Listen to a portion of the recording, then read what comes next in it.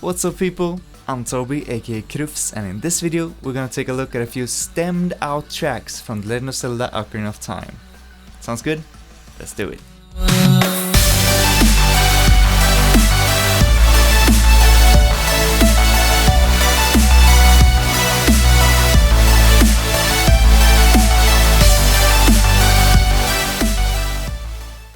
Alright, so before we begin I want to talk a little bit about the game and how music works on the N64. If you want to skip straight to the songs, everything is timestamped in the description below. On your bike. The Legend of Zelda Ocarina of Time is a modern classic. It is considered by many to be the best game ever made, and is the highest rated game on Metacritic. Personally, the game has been hugely influential to me.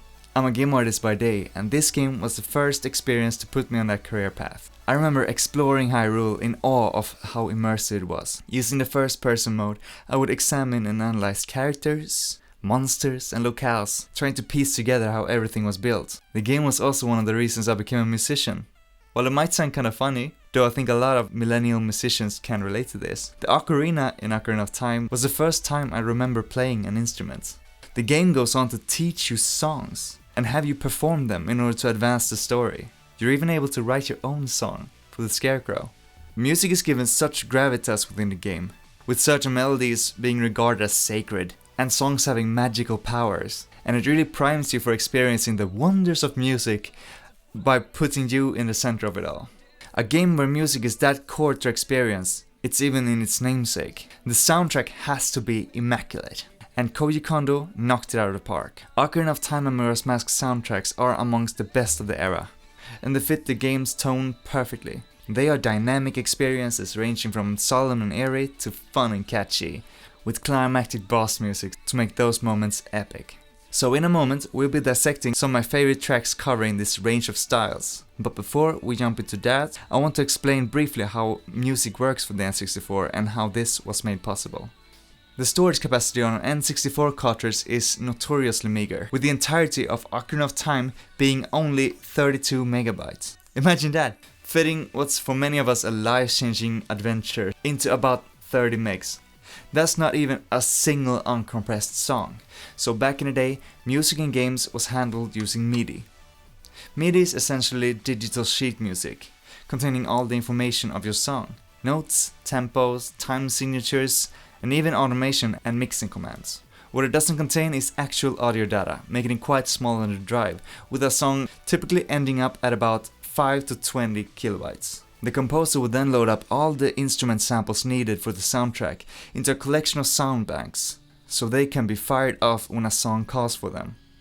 So if multiple songs within the soundtrack features a cello or a particular synth patch, they will share the same instrument data, meaning the sample only has to take up space in that first instance, keeping space down for the entirety of the soundtrack.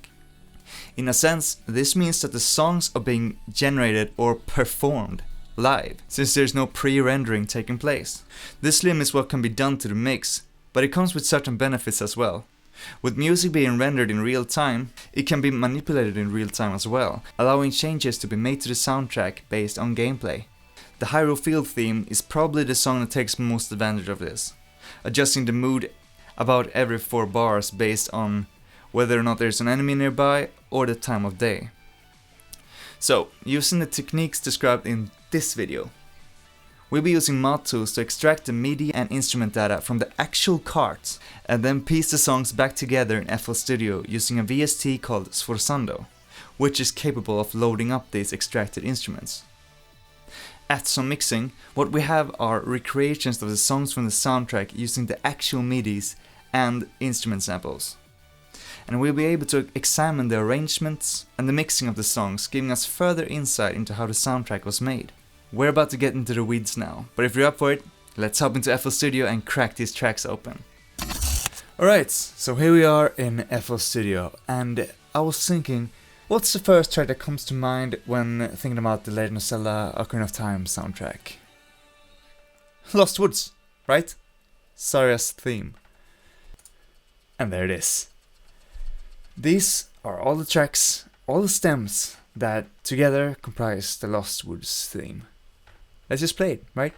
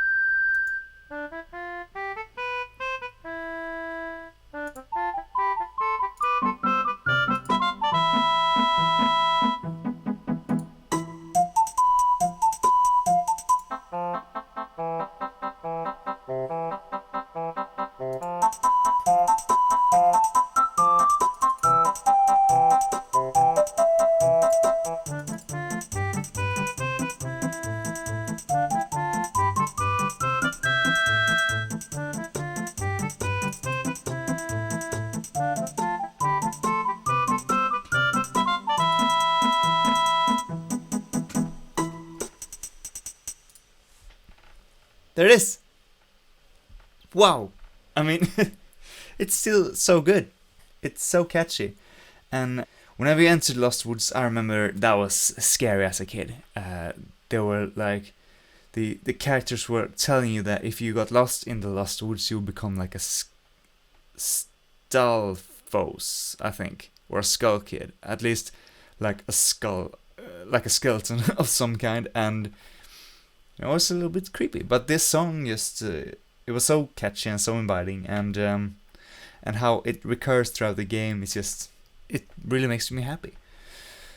And what we got right here, don't mind these names so much. That's just what I wrote. I'm not sure if these are called woodwinds. I don't care. I'm not like an orchestra person, but these are at least the midis that came out of the extraction from the cart. So, for example, as you can see, these midis, these are something that you could like tab out by ear or whatever, but these are the ones that Koji Kondo put into the game, and that's fucking cool, right? So, as you see, these are called note velocities, and they determine how hard a note is hit. So I don't know what the process was, if he played his keys and it registered velocity, or if he had to go in and like adjust them later manually. But either way, these are the velocities from the game, and giving your instruments like a velocity curve like this just humanizes the performance a whole lot, because it's, in the end, it's samples being fired off, and it's easy for these to sound like robotic. So this is a way to help to make it sound more realistic. Like, and lower the velocity of that one. Here it gets softer, so as if a real person would play it. So these are the notes, and these shapes, these are mixing automations. So when you mix a track, you use something called automation to make the track sound more dynamic. And since these automation shapes are being exported, I guess they control some automation parameters within the N64 through MIDI, which is kind of interesting, at least to me. In this case, it seems like the instruments are all at full blast, and they just add like a little roll-off on the long notes. And I mean, the N64 samples were being fired like, they're quite like binary, how they're short and they stop quite harshly. So I guess this was a way to make them sound more natural when they rung out. So that's interesting. It's a little trick they used to make it sound more natural. You see these thin stripes? They are panning. So in this case, the ocarina is panned just a smidge to the left, and while the woodwind lead is panned even further to the left, it seems, and rhythm is panned to the right. So, and as you can see, the panning doesn't really change throughout the entire track, but it's still determined through MIDI. Here's a curious thing, and that is that the snares, I had some issues get like snare sounds to sound good, because they do some pitching effects within the mixer on the N64. So I had to, in order to get the snare to sound like it does in Lost Woods, I had to do like pitching in FL Studio. So originally it sounded way duller and way lower pitched and boomier, and I had no idea why this was the case. But it's just, that's like one of these things. We're treading uncharted waters here, so we're gonna have to like, just gonna have to like find out as we go what sort of information we can gather from the MIDI and what we're gonna have to piece together ourselves. And the MIDI controls automation, like in the sense that it does panning and volume, but I don't get any effects. So I've added reverbs, and I'm thinking that like perhaps some EQing or something was done on certain tracks. I'm not quite sure. I don't know how like capable the N64 mixer would be, but since it could do like pitching, and we'll find out delays as well, so it's probably quite capable considering the music's being generated in real time. And another thing, since we got like MIDI data here, then this means we got the power, you know? Whenever you produce music today, MIDI is at the core of everything. MIDI is what fires off the synths and the samples, and so whenever you do something orchestral, unless you're actually recording it live, you're going to program it using MIDI. And chances are, even if you are going to record it, you might write like a pre-production composition using MIDI. So MIDI is everywhere and everything. And now that we got this data, we can use it. Like these MIDIs could be used to not only like print sheet music, if that's interesting to you, but also if you want to do something like this.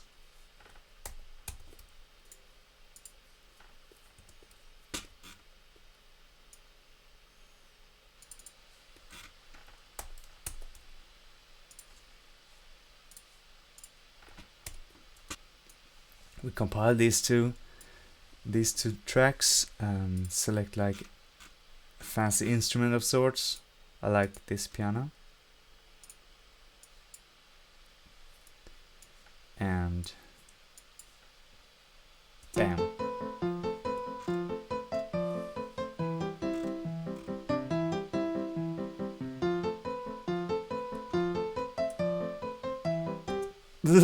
Right? That's cool, right? This is probably what Koji Kondo played, you know? Because he would most likely input these notes with some sort of keyboard. And I mean, this isn't a recreation, it's actual notes, and that's freaking cool. Let's play around with it a little bit more. I'm thinking, if we got the MIDI like this, we could use it to make something like this as well.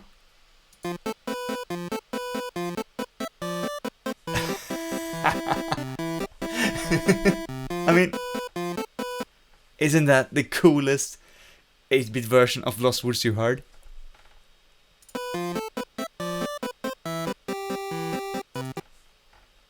Right? It's awesome! It's so cool!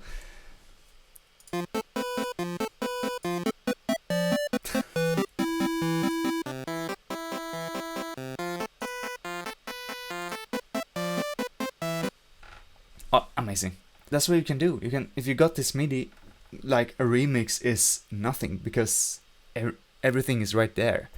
And again, these are notes. So if I want to like learn playing something like this on the actual piano, then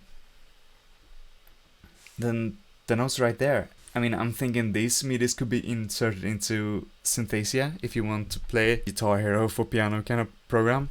I've been using that to practice a lot, and it only needs MIDI, so in essence this could be a Synthesia track. Anyway, let's check out the next track. And the next track, it's the Forest Temple theme. The Forest Temple is probably my favorite dungeon theme in the entire game. There's just something about it, you know, considering the first time you enter it, you're an adult, and the stakes are just so much higher than they've ever been throughout the game. There's just something like charming fairytale happy-go-lucky about like Young Link's quest, and the first thing you see when you retrieve Master Sword, you see the town is completely in ruin and there's like zombies everywhere, and whenever you enter the Forest Temple, it's just It is oppressive and scary, and there's death and there's decay everywhere, and the game just went from this like fairy tale to a dark fantasy almost. And I remember it just feeling the gravity of this situation, and how perfectly encapsulated that feeling was within this track. It is mysterious, it is unsettling and creepy, and it turns out really simple. Let's check it out.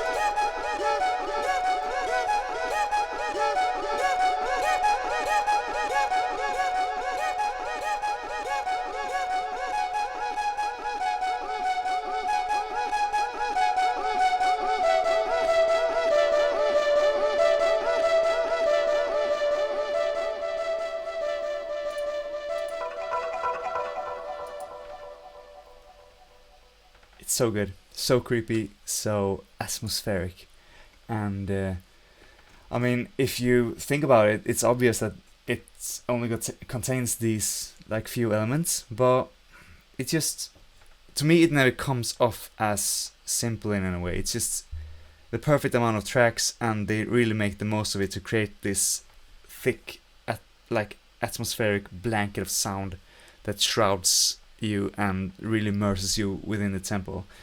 It's also perfectly fitting the theme with like the skulls and the overgrowth and the gothic like temple design of it. One thing that struck me with this track and that was interesting, again you can see the automation shapes and how the instruments like come and go in these smooth curves, adding to that ethereal like experience.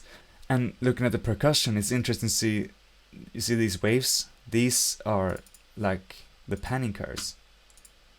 So between each one of these like drum hits, the mixer track pans. So you get the ping pong effect, where there's something called like a ping pong delay, where between each like reverberation it will switch side from left to right, and this would be like a way to mimic that effect by riding like the panning knob on the mixer instead, and it sounds like this.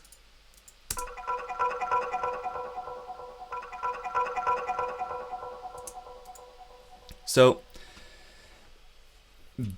this track is super effects dense, I realized, because I had to work a lot with like adding reverbs and delays to these instrument tracks, because if we just play it like raw, straight out of the box, it's gonna sound like this.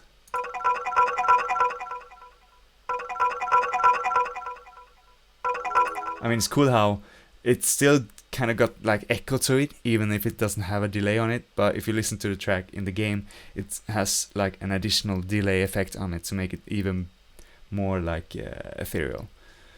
And this one was super interesting to me. If you listen to the pad, which I've always, like when I heard the song, I always felt like this is a synth pad, but no, it's more like a stab actually, and then it's like a stab with with a thick delay added to it. So it comes off more like a pad, like this. That's really interesting to me. I had no idea, and you wouldn't catch that listening to it, because again, it sounds like this thick pad. And one of those things that you find out when you start digging into these things, and you know, maybe I'm the only one who thinks this is interesting, but if you're like me, this is fascinating stuff. It's, in a way, it's a lesson in sound design, but it's also just fascinating. Like this song, again, it's so simple with just these 3 tracks, but using effects, it's able to like sculpt this massive soundscape, and maybe that's something you can use in your own tracks. Like I'm the kind of person who, when I produce music, I like to build like these walls of sound. It's kind of my thing. I'm not a subtle person when it comes to like producing, and in doing so, I usually like just have a whole bunch of tracks on it. Like if there's something missing, I just create a new instrument or a new guitar sound or whatever and stick it in there. And in a sense, this would be like a way to maximize the few tracks you got.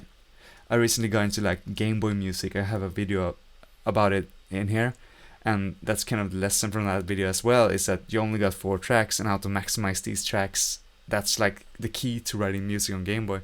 And in a sense, and not only is that like the key to write music on the N64, I guess, considering how limited you are in space, but also it's just like a good rule of thumb anyway, because you all heard of less is more, but also utilizing the sounds that you actually bring into the song to its fullest potential is just good workflow, and it helps keep your tracks in order. So perhaps with like an effect, you can get a sound that like someone like me would previously use 3 synth sounds to get. So in a matter of speaking, it's like a sound design philosophy thing, because these days you can have like unlimited amount of tracks, but I still think it helps you like reflect more on the choices you make as a producer.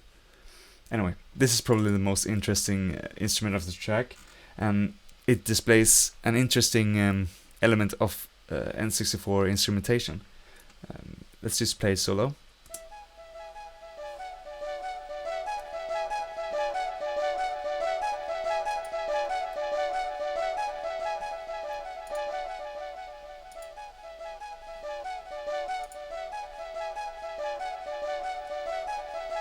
This one's interesting because, as you can see in the mixer, I've only added reverb because it sounded kind of dry without it, but it sounds delayed, and that's because Koji Kondo programmed the MIDI to like simulate delay. So if we check out like the note velocity, the last note, this one, is way smoother, like way softer struck than the previous note. And in this would like be a way to emulate like a delay effect. So I guess perhaps you wouldn't have access to a delay effect within the N64 mixer, I wouldn't know, but in this case this kind of creates a similar result. Another interesting thing about this instrument in particular is during the B section you can hear like these voices kind of come in, and it sounds like this.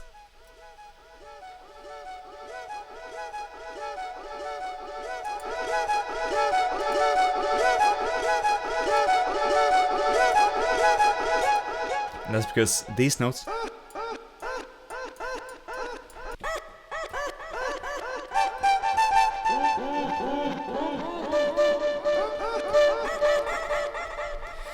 is because these two samples share the instrument track, and I'm honestly not sure why you would do this. Perhaps there is like a maximum amount of instruments you can have, or maybe it's a way to like condense the to simplify. If you know what you're going to use, this would probably be a way to simplify the track. I'm not sure actually, but after digging around in a few N64 cards, I noticed this like tendency amongst several games, and like they split up. In a sense, a few contact instruments work like this as well, and like drum kits usually work like this when you put them like in a MIDI controlled sample player. But it's still interesting how like split the keyboard down the middle, you got two different instruments. So that makes this instrument two instruments, and this song being played with like 4 sounds. These.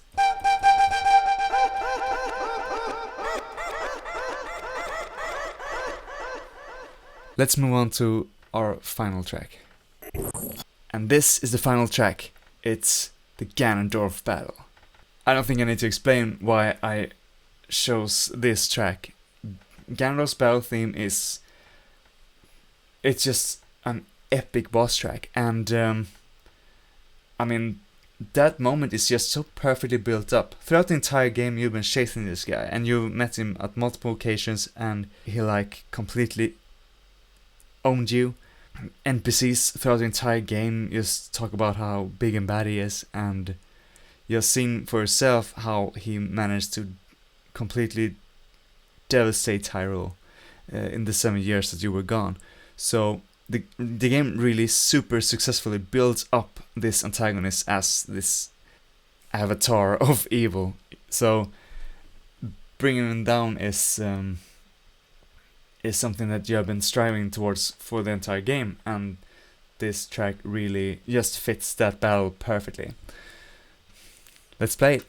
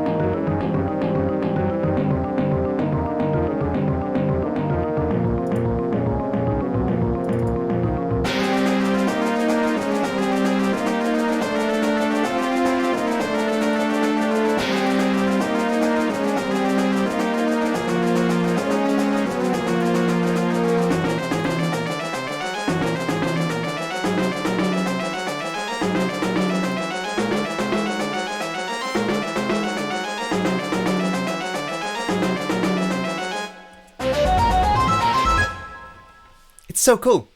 That right there is fucking awesome, and it is the most badass use of a marimba I ever heard. Topped only by, I mean, GoldenEye, I guess.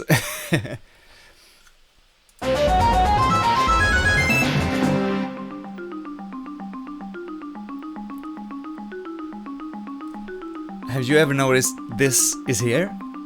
I never even thought about it. And these choirs, they sound so... it just sounds so huge when they come into the track and when you're fighting Ganon. And then this breakdown part. Awesome, it's so metal. Speaking of metal, this shredded brass.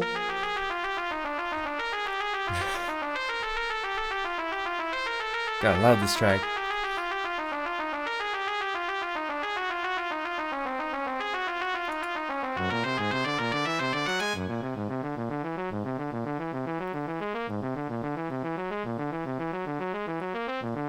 These lower horns, they sound a lot like, you know, this sound permeates the Twilight Princess soundtrack. And, well, it has always been here, obviously. There's just something kind of evil about this sound. I'm gonna have to make a confession here. This snare sound is not correct. Again, like with Lost Woods, the pitches of the percussion were all over the place, and since there's so much going on with the percussion, as you could hear, there are like pitch toms that permeates the entire track. It was so difficult to break them apart, and it was just so much work breaking them apart and trying to find like the exact pitch. And I intended to do that, but I started with the snare and I could not get the snare to sound right. It just sounded boomy and shit. So I just took the MIDI and put on like a generic Contact marching drum snare, and it sounded like kind of the same. But I apologize for that. I wish ideally it would be like the exact stems, but in this case the snare sample is not right. But everything else, right? One thing I noticed is the flute here. This is something that I remember actually reflecting on when listening to the song as like a kid. How that sound kind of disappears, but I never knew it was the flute sound was only utilized right at the beginning, and then it just doesn't show up anymore in the entire track. See, there's nothing here. It's just there as like a layering technique to make the intro more like airy, and it's like a whistle, like again adding to this stack of sounds. In a way, the way I used to build like walls of sound by just adding more stuff onto it. Here, I guess Koji Kondo felt like he had the space to add this for extra flair, and it's fucking perfect. It really works. It sounds really big, and then it just drops down. Again, I can't get over that the marimba is like one of the major instruments. This sound, it sounds so innocent on its own, but within the context, it's just, I mean, I guess it's like the percussiveness of that instrument. The combination with it being like percussive with transients and melodic at the same time just makes for a great layering instrument. So even if in this, when playing the whole ensemble, I mean, you can hear it if you listen to it, but it's not like the one thing that sticks out to me at least. It just helps greatly to add to the whole. These choirs they are super ominous. I just love when they come in. It sounds like ethereal, and it just adds to the gravitas of the situation. But I mean, in a sense, it's also like very airy, and I wish I had more words to describe this kind of stuff. But it flies high, only to be like completely brought down again for this falling part. I mean, this is like a breakdown if we're talking like metal music.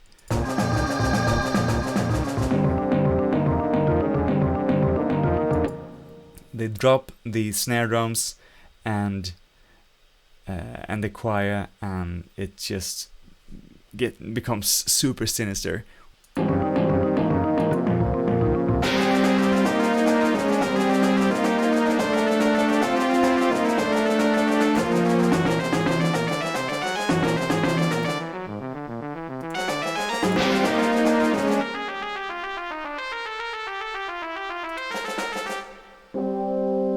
Oh, these horns sound so cool too.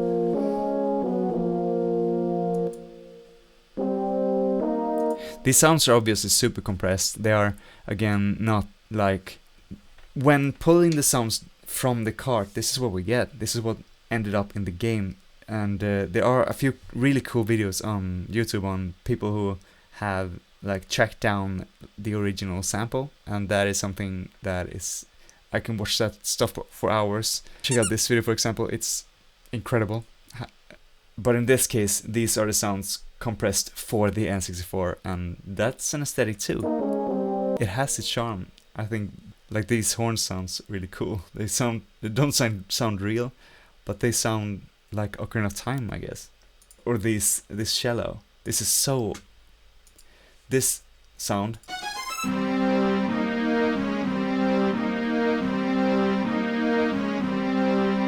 It's so cool, and it's just all over the Ocarina of Time soundtrack.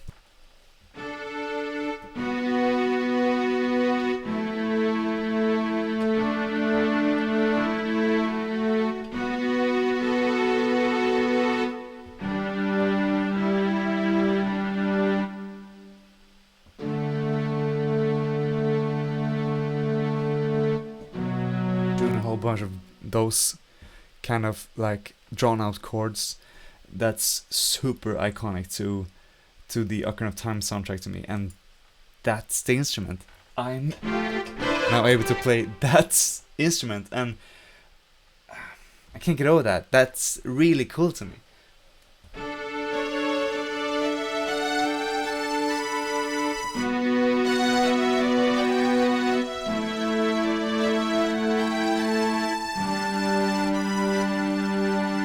Alright, so I think that's pretty much it, but before we go, I want to give you a little bonus. So this right here is Sforzando by Plogue, and this is the VST plugin that we use to browse these instrument banks extracted from the N64. So this is some sort of piano. It's a little bit all over the place in this soundtrack, like in the intro, for example.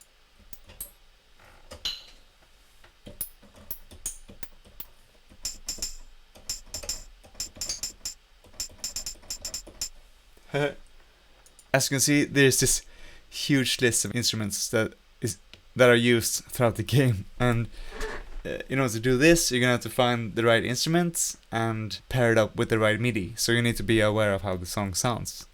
But it's a little bit easier because you can get like a few like sound banks that are correspondent to the MIDI.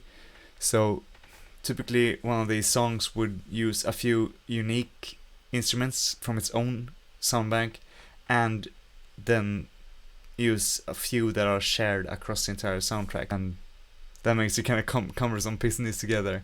Otherwise I would have done a lot more songs for you. And you know, if you want me to do more songs, then just let me know.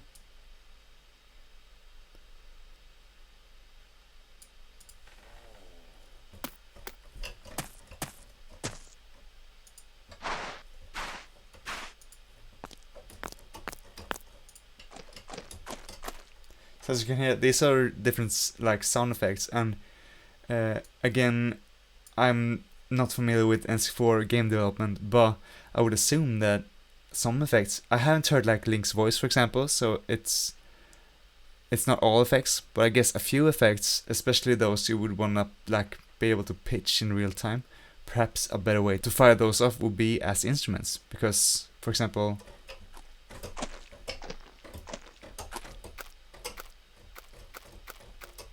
this sounds like some kind of walking sound, and playing it at the same pitch like would be super obvious. So in order to like make it sound more lifelike, you can vary the pitch a little bit, and that will help. That will make it not like sound as repeated, because even if you're not musically inclined, we tend to notice like direct repetition. It's called a machine gun effect, and in that case, even when you're programming drums and such, you don't want to have like exactly the same sound like in a straight line. You're gonna want to like adjust velocity and pitch a little bit, so that it sounds like different instances of that sound, even if it actually isn't.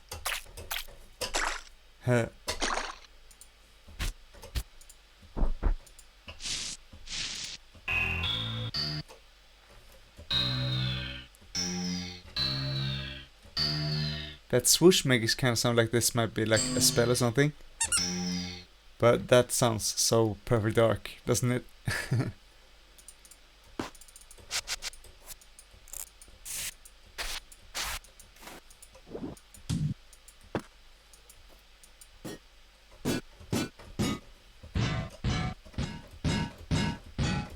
Right? The iron boots.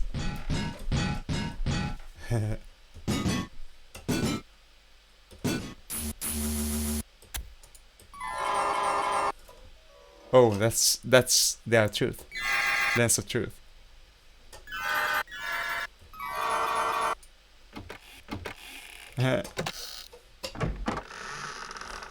Crunchy.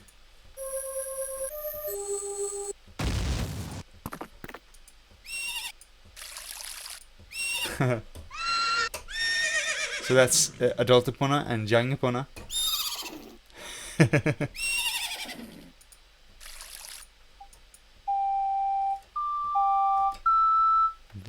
There it is. Alright, ready?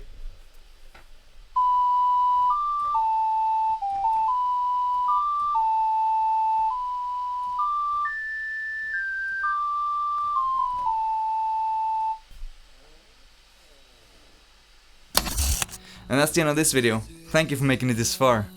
Digging through these tracks has been super interesting to me. I'm a huge fan of Koji Kondo, and I've always loved peeking behind the curtain, getting an insight into how the art was made. It makes me admire the product even more, and in this case I feel like I'm only just scratching the surface. If there are any other songs or soundtracks from other games you want me to check out, let me know in the comments and I'll make more. If any of the non-Zelda music tickles your fancy, my stuff is linked below, and it will mean a lot to me if you would check it out, as well as liking the video and subscribing to my channel. And that's it, thank you so much for watching, I'm Toby, and I'm out, bye.